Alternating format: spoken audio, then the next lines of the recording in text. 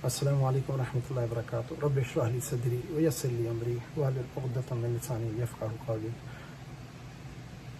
قال الله تبارك وتعالى إن الله يأمركم بالعدل والإحسان وإيتاء ذي القربى وينهى عن الفحشاء والمنكر والبغي يعظكم لعلكم تذكرون فاذكروا الله يذكركم وادعوه يستجب لكم ولذكر الله تعالى أعلى أولى وجل وأتم وعظيم.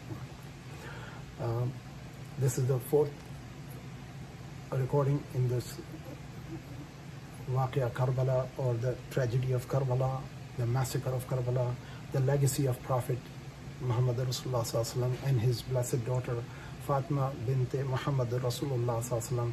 The grandson, both Imam Hussain and Hussain, were martyred, and now their sister Sayyida Zainab and Imam Hussain alayhi salam's son, who survived, and Hassan al-Musanna, who survived the Karbala, their life and information need to be shared. Inshallah, we will share that. So Sayyida Zainab speech, which is after Karbala, the khutbah she gave in the court of Ibn Ziyad, Ubaidullah ibn Ziyad, in the Kufa, when Ibn Ziyad mockingly asked her, كيف رأيت سنة الله بأخيك? How did you see what Allah did to your brother? Sayyida Zainab replied, ما أرأيت إلا جميلة. I saw nothing but beauty. Al-Tabri, Tarikh al-Muluk. And she continued, هؤلاء قوم كتب الله عليهم القتل فبرزوا إلى مضاجعهم وسيجمع الله بينك وبينهم فتحاج وتخاصم. These were people upon whom Allah decreed martyrdom, and they went to their graves. Soon Allah will gather you and them, and you will be judged before Him. Then you shall see who succeeded on that day of judgment.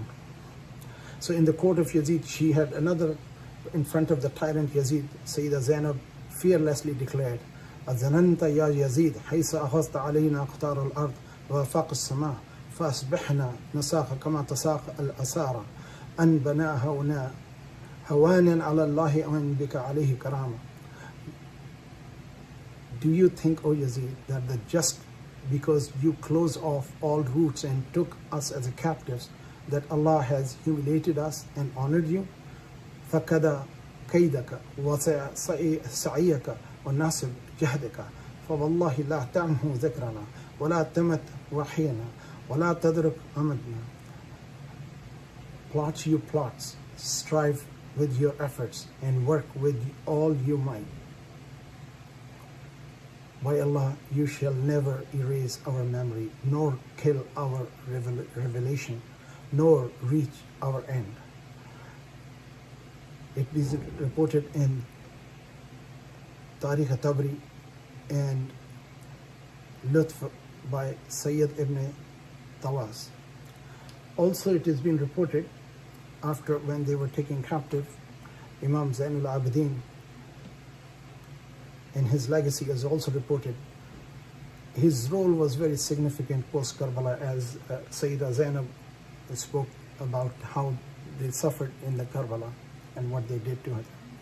Imam Ali ibn Zain al-Abidin, the only surviving adult male of the Karbala, and also Hassan Musanna. Some historical references, Hassan Musanna was not there, but some account that he was there. So he endured the captivity with patience and dignity. He did not fight with the sword, but with dua, tears, and dhikr. His book, Sahifat al-Sajadiyah, it is collection of the supplication known as Zubur Ahl Bayt. It is simple of dua. He says, Allahumma inni ashku ilayka nafsi allati tusa'iruni ila su. Oh Allah, I complain to you of a soul that races me towards evil. The famous saying of Imam Zain al-Abidin is, Ibadur Rahman allazina yamshawna ala al-ardi hawna wa idha khatibahum al-jahiluna qalu salama. He would recite Surah Al-Furqan, chapter 25, verse 63, describing the humble servant of the most merciful. They walk on the ground as humble. So Ibn Arabi described the Shahadat Hussain Hijab Nurani ala Haqiqat al-Muhammadiyah. The martyrdom of Imam Hussain is a veil of divine light upon the Muhammad's reality. Imam Sheikh Rumi says, Hussain minni wa ana min al-Hussain laysa dima faqad bal nuran wa sira. Hussain is from me and I am from Hussain. This is not just blood but light and divine mystery. So this is how these scholars have reported.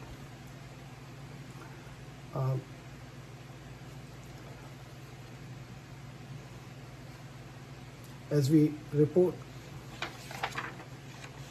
what happened after Karbala, and this is something of significance.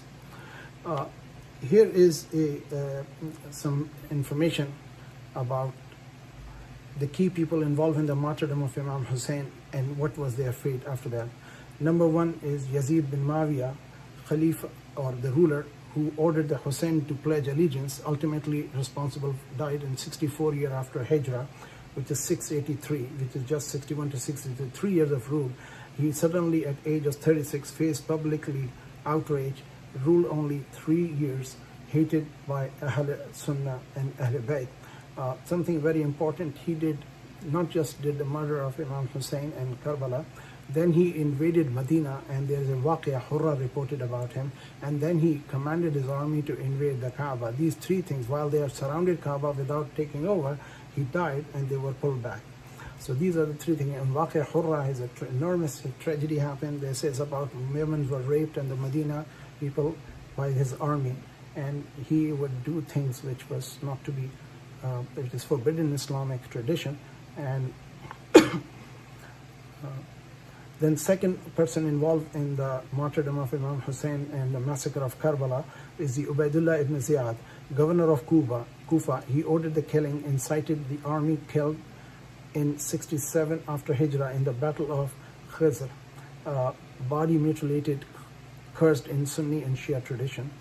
Shimr ibn al-Jawsham, he beheaded Imam Hussain, led killing squads, killed by Mukhtar al-Thaqafi forces in 67 after Hijrah, dragged and publicly executed, considered accursed in all Islamic tradition. Fourth person of significance involved in the massacre of Karbala is the Umar ibn Sa'd ibn Abi Waqas. Amr ibn Sa'd ibn Abi Waqas. He was the commander of the army at Karbala, killed by Mukhtar's army around 67 years after Hijrah. We are talking about 61 Imam Hussain, and these are people within 7 years.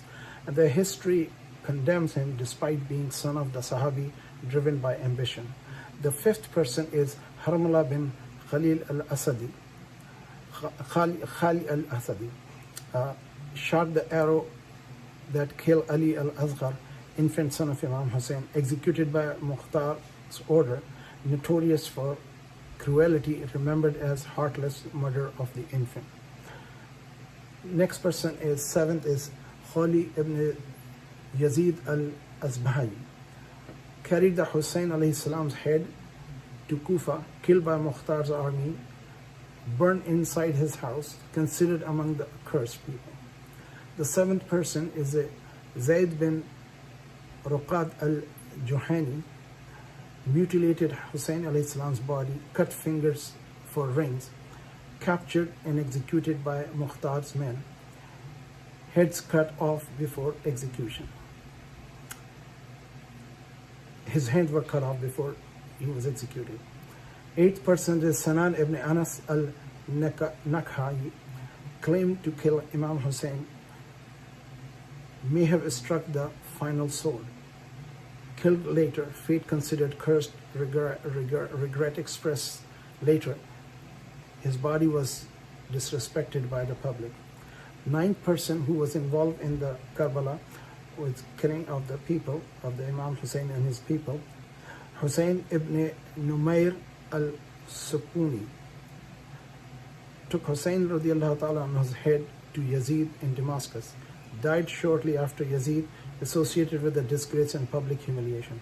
The 10th person name is Amr ibn al-Hajjaj al-Zubaydi, leader of the right flank of Yazid's army at Karbala. Fate unclear, condemned in all tradition, notorious for blocking water for Ahl Bayt. 11% is Shabat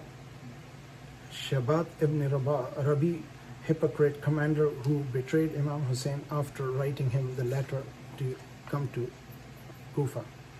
Killed by Mukhtar, despised for betrayal and political treachery.